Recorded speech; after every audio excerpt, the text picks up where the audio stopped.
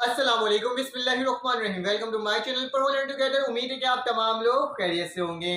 इस वीडियो के अंदर मैं आपको बताने जा रहा हूँ क्लास फर्स्ट ईयर की जो न्यू इंग्लिश बुक है, क्योंकि मैं रेगुलर बेसिस में आपको हर चैप्टर्स प्रोवाइड कर रहा हूँ। ठीक है, तो चैप्टर नंबर 1, 2, 3, 4, 5, 6 और 7 तक अपने चैनल के अंदर आपको प्रोवाइड कर दिया है तमाम लेक्चर्स को। ठीक है, और अब मैं क्या करने जा रहा हूँ, चैप्टर नंबर 8 जो आपके पास divide for the lion city जो आपके पास चैप्टर है, चैप्टर नंबर 8 सिंगापुर के बारे में इसमें बताया गया है, तमाम उसकी सिग्निफिकेंस को बताया गया है। तो तमाम चीजें इस वीडियो के अंदर हम लोग देखेंगे, उसके तमाम सवालात को सॉल्व करेंगे, क्योंकि बोर्ड के एग्जामिनेशन आपके होने वाले हैं और उससे पहले पहले तमाम चीजों को क्या करना है, आपके कंप्लीट करवाना है। तो मेरी पूरी कोशिश है कि जल्द से जल्द मैं आपके जो आपके पास ये कोर्स वाले क्वेश्चंस है, तमाम क्वेश्चंस को प्रोवाइड कर दूं, ताकि आपके बोर्ड के पेपर्स की तैयारी बहुत अच्छी तरीके से हो जाए। ठीक है, तो बस ये कहूंगा कि अगर तमाम आपको लिंक्स चाहिए डिस्क्रिप्शन में मौजूद होगा, उसको जाके आप चेकआउट कर सकते हो। और साथ साथ ये कहूंगा कि मेरे चैनल को सब्सक्राइब जरूर कर लेना, ताकि आपको तमाम इंफॉर्मेशन वक्त पर और फौरन मिल सके।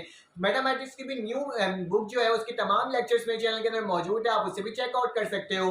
और साथ साथ मेरे चैनल के अंदर आपको केमिस्ट्री की भी न्यूमेरिकल्स हैं, वो भी आपको प्रोवाइड किया है, वो भी जाके चेकआउट कर सकते हो। और तमाम चैप्टर्स, तमाम सब्जेक्ट्स के आपको टारगेट पेपर मिल जाएगा, आप उसे भी जाके चेकआउट कर सकते हो। तो चलो आज जो इस चैप्टर के क्वेश्चंस देखते हैं और देखते हैं कौन कौन से क्वेश्चंस इंपॉर्टेंट हैं और कौन कौन से क्वेश्चंस आपके बोर्ड के एग्जाम्स में आ सकते हैं। तो आपकी स्क्रीन में शो होगा class 11 new English book chapter number 8 हमारे पास है। ठीक है, which to the city of lion. ठीक है, तो हमारे पास ये वाला एक चैप्टर है, शेरों के शहर वाला। ठीक है, इस पर हम लोग देखेंगे और देखेंगे क्या चीज़ें हैं इसके पास।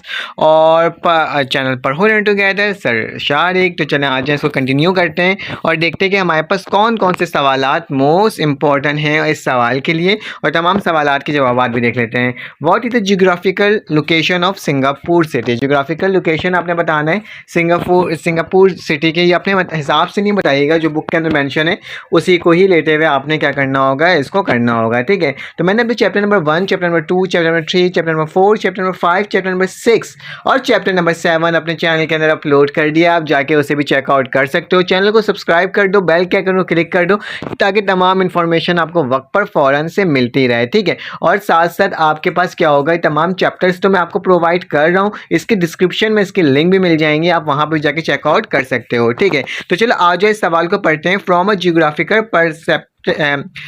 perspective, Singapore is located at maritime crossroad where almost every slip sailing to the form of the Pacific to the Indian Ocean or South China Sea anchor here. ठीक है, it is free port as well as major center of the fuels for ship. ठीक है, तो हमारे पास इसमें लिखा हुआ है कि जियोग्राफिकल अगर परसेप्टिव से देखोगे आप, तो हमारे पास क्या होगा, सिंगापुर एक मैरीटाइम क्रॉस रोड की तरफ वाक़ई करता है। ठीक है, जो Pacific to the Indian Ocean और साउथ चाइना सी के पास है। ठीक है, और इसमें लिखा हुआ है यहाँ पे क्या होता है, फ्री पोर्ट है as well as a major centre है फ्यूल ऑफ फॉर शिप, और शिप की फ्यूल का एक मेजर सेंटर भी सिंगापुर सिटी का है। ठीक है, उसके बाद लिखा है what are the barges and how this operate. ठीक है, तो आपने बताना है इस चीज़ को। तो लिखने के बैर्जेस अगर स्मॉल टाइप ऑफ बोट, बैर्जेस किसके बोलते हैं, स्मॉल टाइप्स ऑफ बोट को कहते हैं। ठीक है, हैविंग नो इंजन, उसमें कोई इंजन नहीं होता।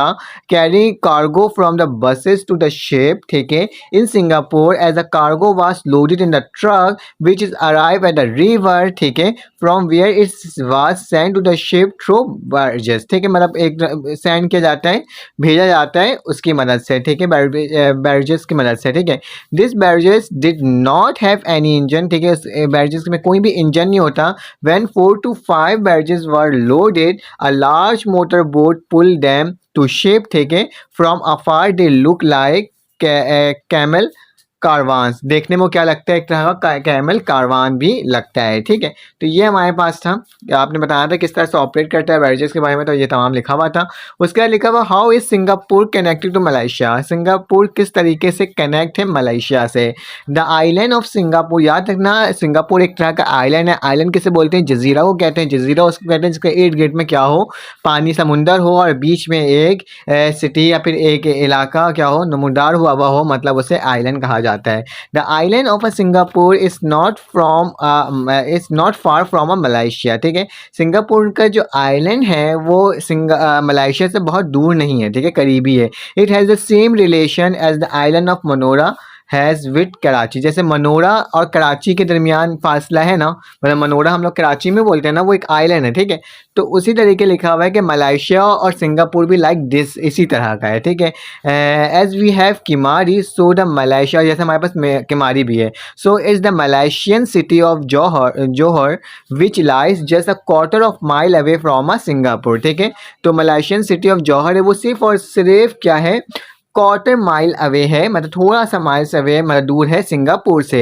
There is a bridge that connect Johor and Singapore with Singapore. एक ब्रिज है जो कि जौहर एंड सिंगापुर को क्या करता है, कनेक्ट करता है। Just cross the bridge and you can jump from the country to another country. सिर्फ आप क्या करोगे, आप क्रॉस करोगे एक ब्रिज से ब्रिज को, तो क्या होगा, एक मुल्क से दूसरे मुल्क में आप क्या चले जाओगे। There is a causeway as well as railway track along the bridge, ठीक है। तो इसके साथ कॉज वे भी है और साथ साथ रेलवे ट्रैक भी मौजूद है, ठीक है। उसके बाद लिखा हुआ describe briefly significance of Singapore port. Singapore port की अहमियत बताना है, इसके ठीक है, सिग्निफिकेंस बताना है। तो Singapore port is a free port as well as major centre of fuel for ship, ठीक है। एक तरह का ये फ्री पोर्ट है और साथ साथ ये एक मेजर सेंटर है, कहाँ का, फ्यूल को फिल करने के लिए शिप के, ठीक है। It seem like an earth lamp, ठीक है, surrounded by the mouth. The most population in Singapore live around the port. बहुत ज़्यादा सिंगापुर की जो आबादी है वो पोर्ट के इर्द गिर्द ही रहती है। The port is centre of attention for the tourist and traders, क्योंकि सिंगापुर का पोर्ट इतना खूबसूरत है कि वो टूरिस्ट के लिए भी बहुत ज़्यादा क्या है, तवज्जो के मरकज़ है और साथ साथ ट्रेडर्स के लिए भी, ठीक है, एक चीज़ को दूसरी जगह एक्सपोर्ट और इम्पोर्ट करने के लिए भी है, ठीक है। It's remain always busy due to tourist importing and exporting the good. वो क्या रहता है, ये वाला जो पोर्ट है हमेशा बिजी ही रहता है, एक तो टूरिस्ट की वजह कर और दूसरा इम्पोर्टिंग एक्सपोर्टिंग जो सामान होते हैं इम्पोर्ट करना, दरामदाद और बरामदाद करने के लिए, ठीक है। तो उसके चीज़ों को करने के लिए ये हमेशा क्या रहता है, बिजी एक पोर्ट है। तो लिखा है क्वेश्चन नंबर 5 हमारे पास लिखा हुआ है what are the reason for prosperity of Singapore in spite of very little area. इतना छोटा मुल्क होने के बावजूद भी वहाँ इतनी खुशहाली क्यों है, आपने जस्ट ये बताना है इसमें। तो Singapore is known as the world as one of the prosperous and wealthiest country in the area, ठीक है। खुशहाल मुल्क के नाम से क्या है, ये एक मुल्क आपके पास मशहूर है। The reason of prosperity are given below. ये जो रीज़न इसमें ये है, Singapore is a small island, एक तो स्मॉल आइलैंड है which just like a dot on the world map. और एक वर्ल्ड इतना छोटा है कि सिर्फ एक डॉट नज़र आता है जब आप वर्ल्ड मैप को देखते हो, लाइक जापान, जैसे जापान है, ठीक है। She import every raw material and most of the food product. ये क्या करता है, ये रॉ मटेरियल को इम्पोर्ट करता है और फूड प्रोडक्ट को, हाउ एवर लाइक जापान, जैसे जापान करता है। They is wise the matter of money and well much her income depend open the arrival of tourist, ठीक है। Trade and ship from overseas tourist and trader from all over the world come here for business shopping and, ठीक है, आपका business shopping के लिए होता है। यहाँ पे एक लाइन थोड़ी सी मिस्टेक है, इसको मैं क्लियर कर दूंगा, ठीक कर दूंगा, ठीक है। आगे चलते हैं। लिखा हुआ how is Singapore one of the attractive areas for tourist. क्यों सिंगापुर एक बेसिक क्या, एक सबसे ज़्यादा एट्रैक्टिव एरिया है टूरिज्म के लिए, क्यों है बताता हूँ।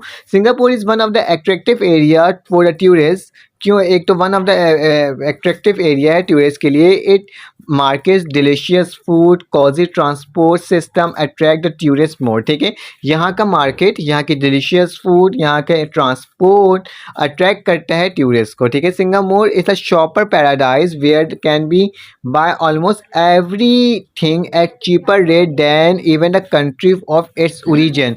एक तरह का ये पैराडाइज की तरह है, ठीक है, जन्नत की तरह है और वहाँ पे हर चीज़ चीपर रेट में, मतलब कम से कम रेट में भी चीज़ें मिल जाती हैं। Tourist stay in a big hotel but eat meal in a small restaurant to enjoy the cuisine of east and the west, ठीक है। क्या करते हैं जो टूरिस्ट होते हैं वो रहते हैं बड़े बड़े होटल्स में, लेकिन वो क्या करते हैं अपने सामान खाने वगैरह की चीज़ें जो लेते हैं वो एक स्मॉल रेस्टोरेंट से लेते हैं, ठीक है।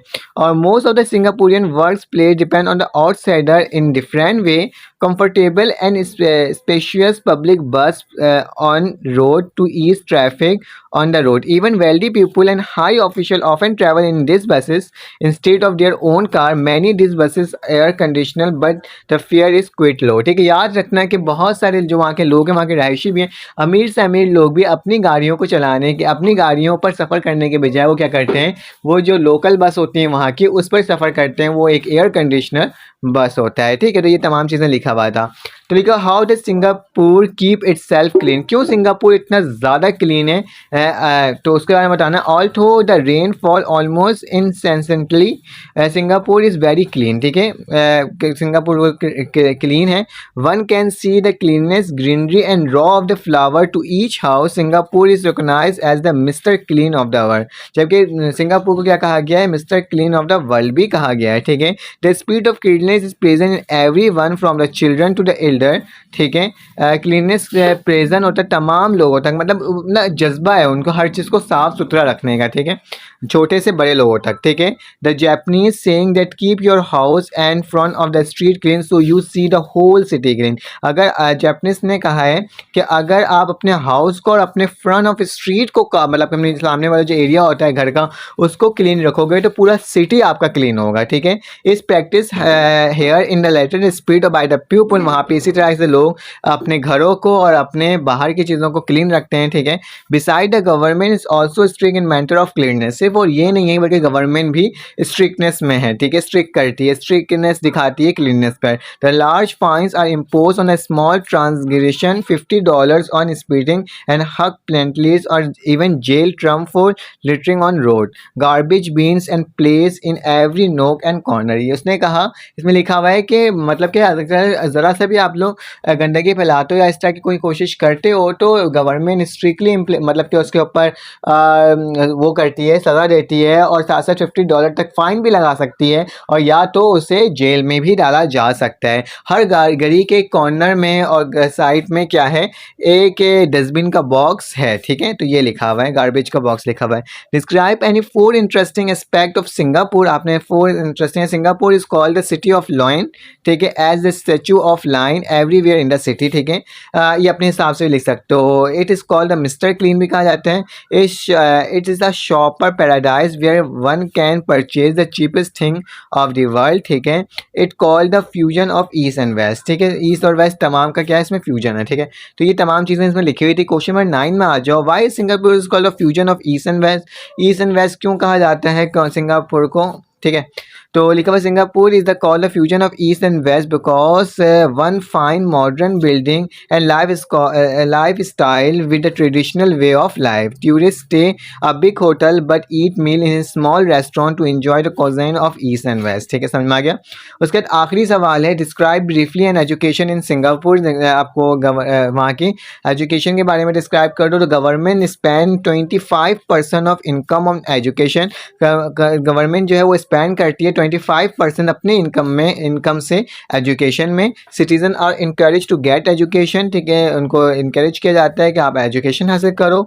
And there is enough to provision in school and accommodate every child of the country. Beside providing them the quality of education, student are encourage to participate in debate, speeches and sport. We visited one such speech competition and were quite impress with the student talent and confidence, ठीक है। वहाँ पे सिर्फ और सिर्फ education के साथ साथ उनको जोर दिया जाता है कि वो स्पीचेस, डिबेट और स्पोर्ट वगैरह वाली चीज़ों में भी वो हिस्सा लें ताकि उनके अंदर का जो कॉन्फिडेंस लेवल होगा वो क्या होगा, इंक्रीज़ होगा, ठीक है। तो तमाम 10 सवालात हैं जो मैंने आपको बता दिए, ठीक है। अगर आपको ये वीडियो अच्छी लगी तो आप लाइक कर देना, सब्सक्राइब कर देना, बेल के आइकन क्लिक कर देना। फिर आपसे मुलाकात होगी एक न्यू वीडियो में। अल्लाह हाफिज़।